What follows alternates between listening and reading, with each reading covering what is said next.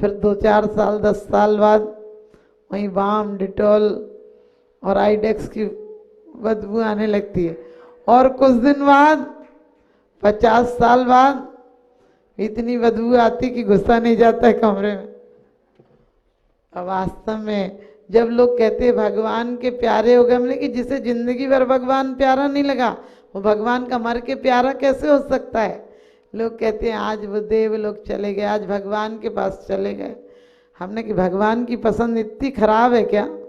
जो लोग पसंद नहीं करते सड़े गले बूढ़े आदमी को, भगवान क्या पसंद करेगा? लेकिन सच्चाई यही है, जो अपने आप को सुंदर बना लेता है, जो अपने आप में सचेत हो जाता है, जो अपने आप में अप्रमादी हो जाता है, उससे बुढ़ापा भी सुंदर हो जाता है, उसका बुढ़ापा भी अनुभव से आता है। क्योंकि अभी तक तो हमने मूर्खता की अनुभव पाया कहाँ? बाल सफेद हो गए लेकिन मन सफेद कहाँ हुआ? लेचाएं शुक्ल कहाँ हुई? तन बदला है लेकिन मन और गंदा हो गया। बचपन में कोई भी प्यार कर लेता था क्योंकि सरलता थी। कहते हैं कोई डांट देता था तो रो लेते थे, कोई डांट देता था तो रो लेते थे, थपकियों से सो लेते थे। और कहते हैं आज तो नींद की गोलियां भी लेकर नींद नहीं आती, पहले तो माँ की गोदी में जाते ही सो लेते थे, एक थपकियों से भी सो लेते थे। तो ध्यान रखना, हमने कुछ पाया या खोया? बचपन में नींद थी, प्यार था, सरलता थी, सहजता थी, आनंद था। लेकिन बुढ़ापे में आनंद गमाया, ईर्षा, कलेश, तेरी मेरी, दुनियादारी की घटनाएं, परिग्रह, आसक्ति, असत्य, चोरी, छल, कपट सब कुछ जोड़ा है। और ये सब जोड़ा है तो घाटे का सौदा किया है या लाभ का सौदा किया है? ध्यान रखना। कहते हैं मौत तू भी बड़ी वफादार है, मौत तू भी बड़ी वफादार है, जो सबका हिसाब एक एक करके चुकाती है। शमशान तेरा बड़ा हिसाब नेक है, शमशान तेरा भी हिसाब बड़ा नेक है।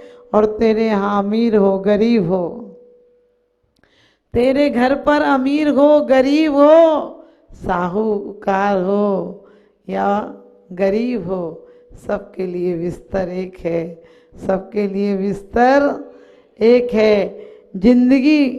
जिंदगी में एक कदम आप चल कर देखना, जिंदगी में एक कदम आप चल कर देखना। जो जिंदगी में आपके साथ एक कदम भी नहीं चले थे, वही मरने के बाद तुम्हें कंधों पर लेकर चलेंगे, वही मरने के बाद तुम्हें फूलों से सजाकर कंधों पर लेकर चलेंगे। कहते हैं आदमी सोया जमी पर, आदमी सोया जमी पर, लोग कहते हैं मर गया, वो बेचारा था सफ़र में, आज अपने घर गया, वो बेचारा था सफ़र में, आज अपने घर गया। तो हम घर जाने के पहले वो घर नहीं जाएंगे जो ये हम लोग जाते हैं। हम जाएंगे तो मोक्षपुरी जाएंगे, हम जाएंगे तो उसकी शुरुआत अभी से करेंगे।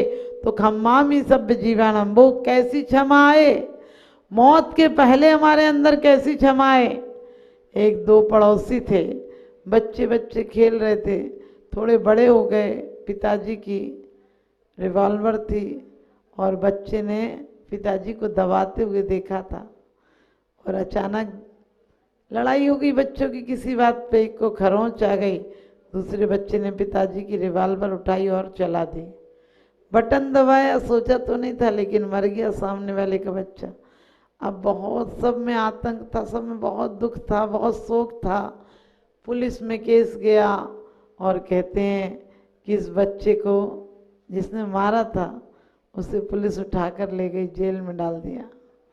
और कहते जब जेल में डाल दिया तो पड़ोस में ही घर थे, दोनों के घरों से रात को आवाज़ आती थी, क्योंकि एक का बेटा मर गया था, उसकी माँ बाप इसलिए रोते थे, और दूसरे के माँ बाप का बेटा जेल में था इसलिए माँ बाप रोते थे।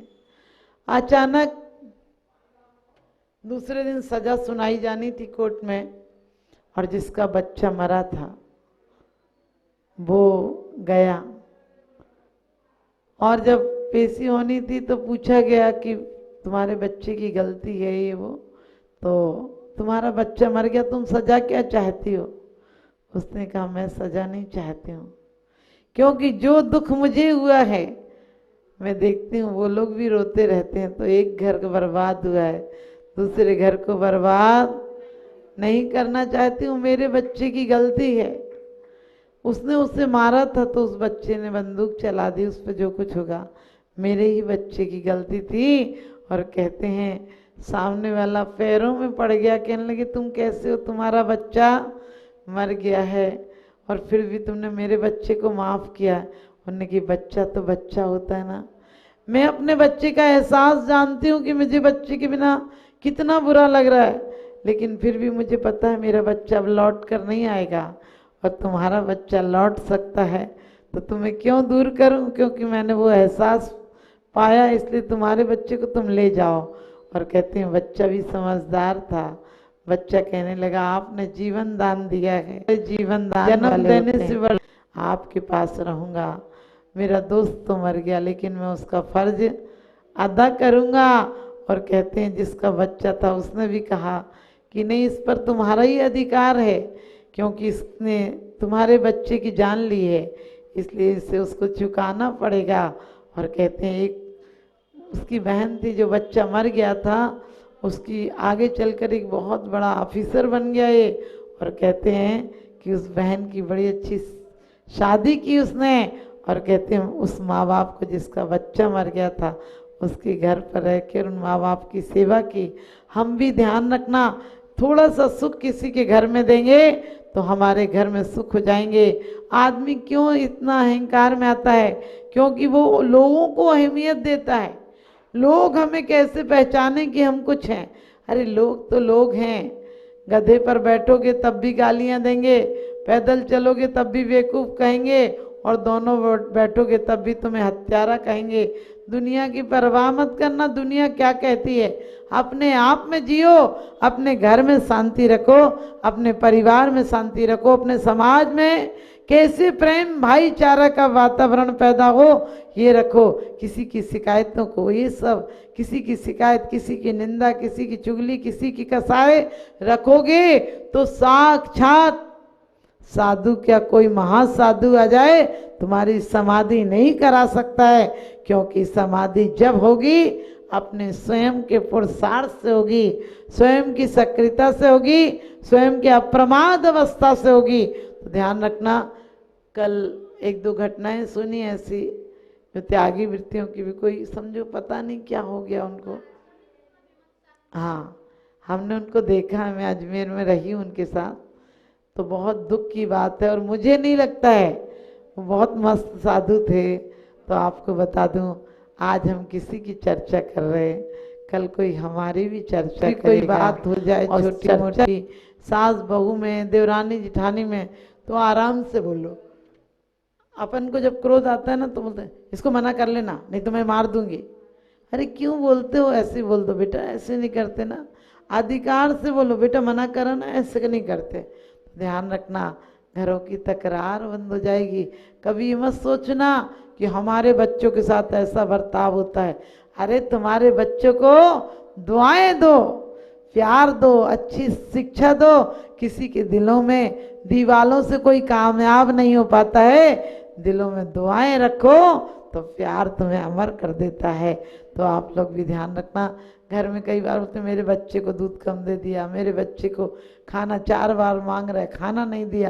अरे बच्चे तो 1 मिनट में एक हो जाएंगे, हम काहे को इतनी तकरार बढ़ाते हैं? हमारे बच्चे भी बुढ़ापे में हमें पता नहीं काम आएंगे कि नहीं आएंगे।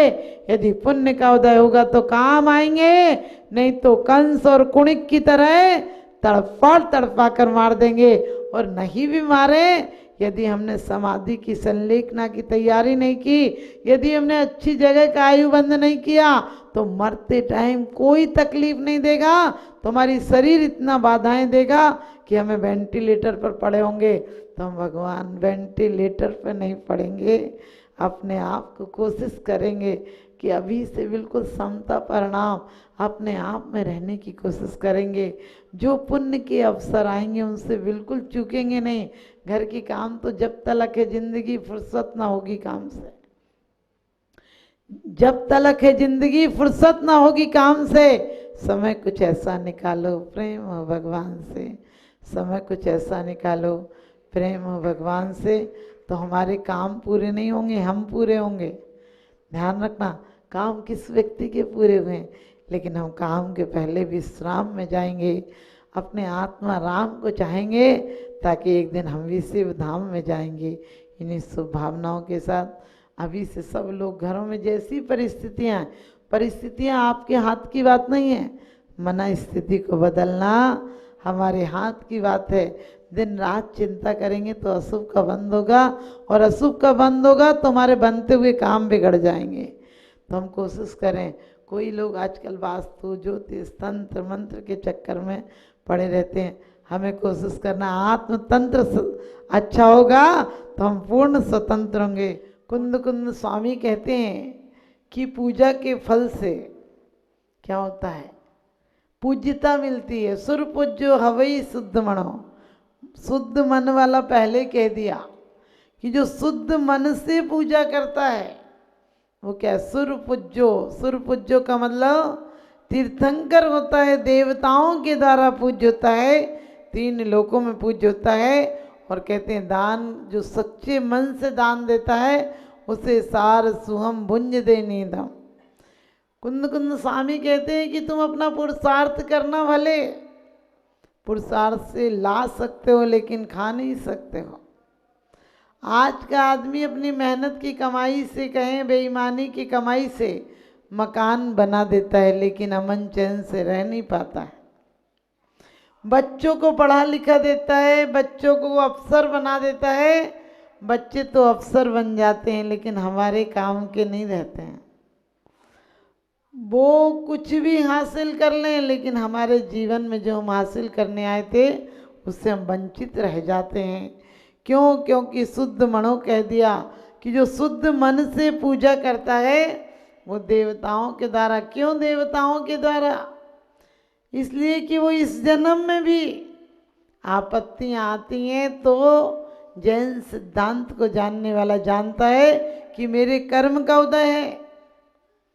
सुख दुख तो धूप छाँव की तरह हैं, सुख दुख तो पूर्णिमा अमावस की तरह हैं, एक जाती है और एक आ जाती है। ये कहना बहुत आसान है, हम लोग कहते हैं कि पुण्य पाप फल माई हरक बिलको मत माई, ए पुद्गल पर जाए उपज बिन से थिर नाही। कहना आसान है कि पुद्गल की पर्याय है, लेकिन सच बताना कभी ऐसा लगता है क्या? अपने घर परिवार में बच्चे का जन्म होता है तो लोग तालियां और थाली बजाते हैं। उनसे मैंने पूछा क्यों बजाते हो? बोले घर में एक नए मेहमान आया। मैंने कहा इतने पागल तो पहले ही से मौजूद थे, एक और आ गया। लेकिन सच्चाई ये है, जब पुण्य से उत्सव मनाना, जब स्वर्गों में भी देवों की उत्पत्ति होती है तो क्या अलग अलग नाद भेरी घंटा शंख आदि बजते हैं। जिस देवों का जैसा नियोग है, क्यों बजते हैं कि एक श्रावक आया। हमें तो और सोचना चाहिए, हमें और उत्सव मनाना चाहिए। आदमी लोग आजकल कैसी बुद्धिहीनता है, शादी की 50वीं सालगिरह मना रहे हैं। हमने कहा मरघट जाने का समय आ गया। यदि तुम्हारी 20 साल में भी शादी हुई होगी और 50वीं शादी की सालगिरह मना रहे हो तो कितने साल के? 70 के तो होने आ रहे हो। अब करना है तो कोई धर्माराधना करके उत्सव मनाना चाहिए, क्योंकि हमारी पीढ़ियां क्या जानेंगी?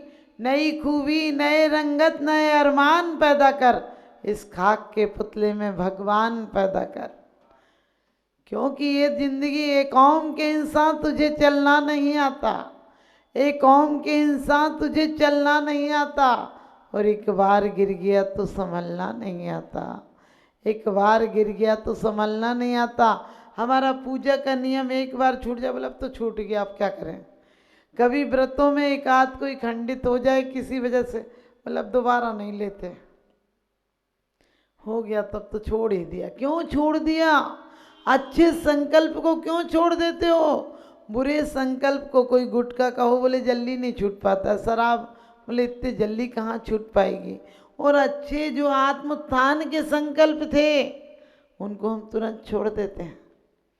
हम अच्छे संकल्पों को बना के रखें, क्योंकि आज तक अनादिकाल से हम घूमे ही खराब संकल्पों के कारण हैं। हर जन्म में हमने संकल्प ही राग देश के किए हैं।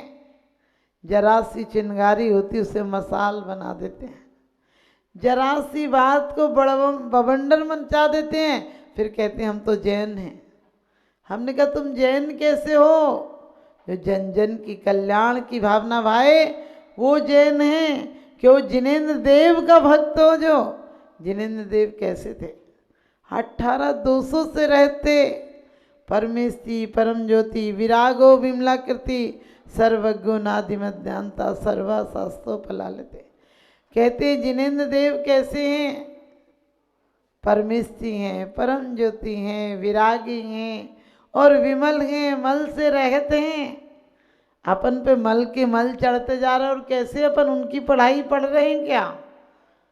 क्योंकि कहते हैं हम 84 के चक्कर में पढ़ते गए और उल्टे पहाड़े पढ़ते गए, और घर की उलझने एक नहीं 10 आई, क्योंकि हम उलझनों के कसीदे गढ़ते गए। हम उलझनों के कसीदे गढ़ते गए। हम नाम तो भगवान का लेते हैं और काम संसार के करते हैं। हम हमेशा कहते हैं भगवान पुण्य कर लो, पुण्य कर लो, पुण्य कर लो। मैंने कही पुण्य करने की चीज नहीं है। जीवन में पुण्यमय बना दो जीवन को।